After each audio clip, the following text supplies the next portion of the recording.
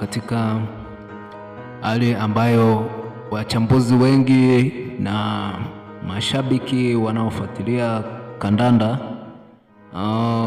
kumekuwa na ubishani wa Messi na Ronaldo nani bora, na wengine wakiwa wanaenda mbali kuhusu uhusiano wao kwamba hawa ni watu ambao ni washikaji au ni maadui. Lakini mshambuliaji wa Argentina nyota kabisa huyu Leo Messi ameweza kufichua jambo, na jambo lenyewe ni ili nyota wa Inter Miami Lionel Messi baada ya kupata ushindi wa 2-1 dhidi ya FC Porto kwenye michuano ya kombe la dunia la klabu, amesema kuwa yeye na Cristiano Ronaldo sio marafiki kwa kuwa hawatumii muda mwingi kuwa pamoja.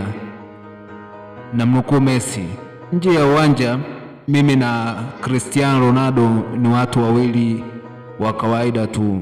Sisi sio marafiki kwa sababu hatutumii muda mwingi kuwa pamoja, lakini siku zote tumekuwa tukiheshimiana sana.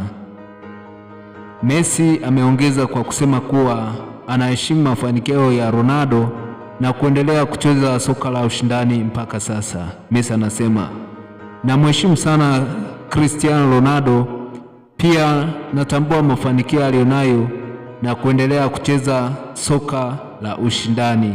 Mwisho wa kumnukuu Lionel Messi.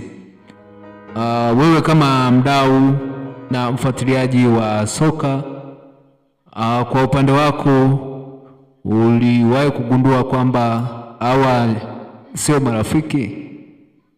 Unaweza ukashare na comment hapa kwenye chaneli yako pendwa ya Juni TV.